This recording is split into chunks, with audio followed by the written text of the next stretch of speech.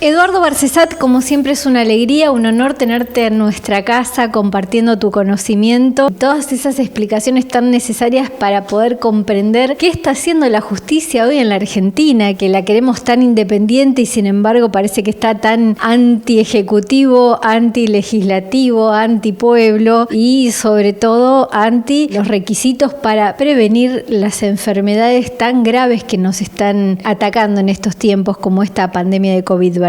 Efectivamente, el fallo que emitió la Corte es un fallo lamentable en lo jurídico y perverso en lo institucional, ¿no? Debemos poner en conocimiento de la audiencia que los jueces, todos, con mayor razón la Corte Suprema, están obligados a pronunciarse en causas, es decir, aquello que está vigente al momento del dictado de la sentencia. El tema que era el objeto de la reclamación promovida por Rodríguez Larreta era la declaración de inconstitucionalidad del artículo 2 del decreto de necesidad y urgencia emitido por Alberto Fernández y que suspendía las clases presenciales, las que debían volcarse de manera virtual. A la fecha en que emite su pronunciamiento, y siendo que la Corte manejó los tiempos para pronunciarse en la fecha que lo hizo, ese decreto ya había agotado su tiempo de vigencia temporal. Hay un nuevo decreto en marcha. El gobierno de la ciudad de Buenos Aires no lo impugnó, pudo haber ampliado la acción de amparo extendiendo su reclamación de inconstitucionalidad contra el nuevo decreto, pero no lo hizo. Dejó que la Corte se pronunciara en abstracto. La Corte reconoce que se está pronunciando en abstracto, pero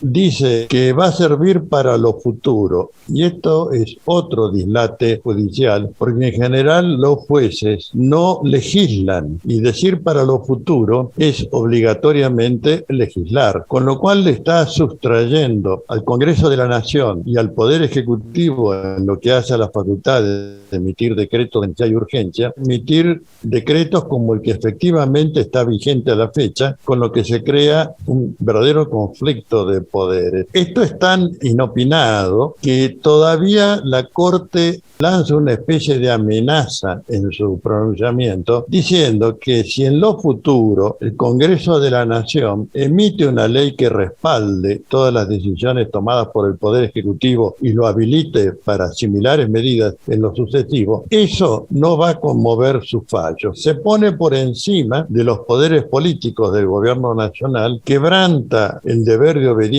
a la supremacía de la Constitución Nacional, y por eso decimos que esto constituye un golpe institucional, ninguna duda, ¿no? Porque desplaza tanto al Congreso de la Nación como al Ejecutivo del ejercicio de sus incumbencias constitucionales. Esta cláusula tan valiosa del artículo 36 de la Constitución señala que cuando se enfrentan actos de violencia institucional, el pueblo argentino tiene derecho de resistirlo. Y este fallo de la Corte es un acto de violencia institucional. Yo quiero aclararle a la audiencia también que el decreto que emitió Alberto Fernández está dentro de lo que taxativamente establece para los decretos de necesidad y urgencia la Constitución Nacional, artículo 99, inciso tercero. Porque hay efectivamente frente a la pandemia una necesidad incontestable. Es el caso paradigmático de aquello para lo que deberían emplearse los decretos de necesidad y urgencia. Lo ha firmado el presidente de la Nación, el jefe de gabinete, los ministros que integran su gabinete. Ha sido remitido de inmediato al Congreso de la Nación para que se pronuncie sobre la legitimidad del decreto. Llegó a pronunciarse la Comisión de Seguimiento Bicameral de los decretos de necesidad y urgencia, reconociendo su validez, es decir, están reunidos todos los requisitos formales. El único tema que podría investigarse era el de la razonabilidad de las medidas dispuestas. Y aquí es donde efectivamente la Corte comete la tropelía mayor, porque dice que no está suficientemente fundado, a pesar que tiene el dictamen de expertos, publicaciones científicas y el muestrario de todo lo que está ocurriendo a nivel internacional en los restantes países, muy especialmente las recomendaciones de la Organización Mundial de la Salud, que piden que se extremen las medidas de aislamiento, de disminución disminución de circulación,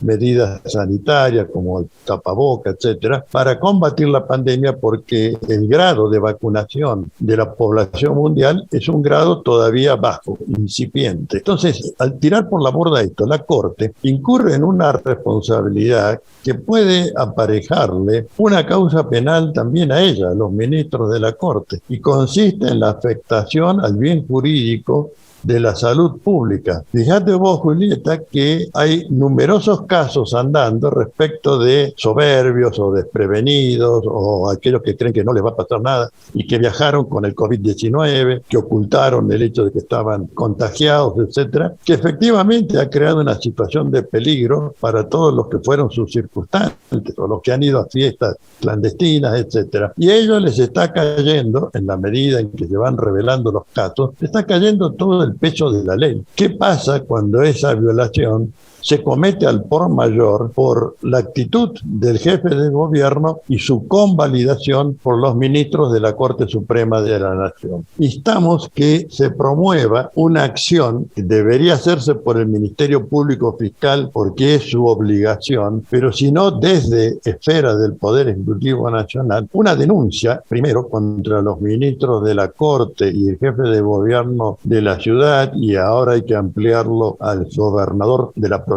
de Mendoza. Una acción en la que se examine la responsabilidad por posibles contagios y posibles muertes en función de apartarse de las medidas sanitarias dispuestas por el Poder Ejecutivo en consonancia con los dictámenes y consejos de los expertos. Además, el dato incontestable de las cifras que no disminuyen, las cifras que siguen mostrando la peligrosidad de la pandemia. Y después de eso, promover el pedido de juicio político contra los ministros de la Corte por mal desempeño y por comisión de delito en ejercicio de la función pública. Creo que no se los puede eximir de ponerlos frente a la responsabilidad de lo que han desatado. Yo digo con algún rasgo de humor, el Congreso o el Poder Ejecutivo tendrían que disponer que la Corte funcione a partir de aquí en otro edificio federal, no el Palacio de Justicia, el Hospital de Clínicas de la Ciudad de Buenos Aires, contiguo a la sala de terapia intensiva, para que aprecie y sepa cómo es el tema real de los contagios y de la saturación, el enorme esfuerzo que están haciendo médicos, personal paramédico y auxiliar, enfermeros, para preservar los valores de la vida, la salud y la integridad personal. ¿Por qué el fallo de la Corte Suprema de Justicia implica un acto concreto de violencia institucional? Porque actúa por fuera del marco reglado de sus competencias constitucionales. Lo más notable de esto es que no hace mucho tiempo atrás, en marzo del 2020, cuando la Corte emite su primera acordada sobre el funcionamiento del Poder Judicial en situación de pandemia, reconoce que debe cumplir con las directivas del Poder Ejecutivo Nacional y por lo tanto las hace extensivas a la Administración de Justicia, suspendiendo la presencialidad y determinando que debe actuarse en forma virtual. Al principio fue seria, es decir, no había ninguna actuación ni presencial ni virtual. Después se siguió en un régimen virtual. Ese régimen virtual sigue hasta el día de hoy. Es más, el fallo fue firmado por los respectivos ministros desde su hogar cada uno y la firma es electrónica. 5 ministros de la Corte no se pusieron en contacto para evitar riesgos, pero mandan a los chicos, a los maestros, ponen a las familias en situación de riesgo, en situación además de amenaza, porque el gobierno de la Ciudad de Buenos Aires ha lanzado ultimátum para ver de lograr un cierto grado de presencialidad para torcerle el brazo a los docentes y auxiliares que han dispuesto un paro de actividades en cumplimiento de la disposición nacional y en resguardo nuevamente de la vida, la salud y la integridad personal, ¿no? Cuando quieren poner el énfasis en la autonomía de Buenos Aires, ¿esto es un retroceso histórico? ¿Estamos hablando de 2 modelos de país otra vez, nuevamente también en esta área? Yo creo que se ha confundido el modelo de autonomía por independencia, ¿no? Fíjense que ya tenemos el episodio anunciado de la provincia de Mendoza, que quiere separarse del territorio de la nación argentina. Tenemos las Malvinas ocupadas por una fuerza extranjera que es miembro de la OTAN, y el proyecto de generar una zona bajo dominio o influencia de los ingleses en nuestra Patagonia. Todo esto es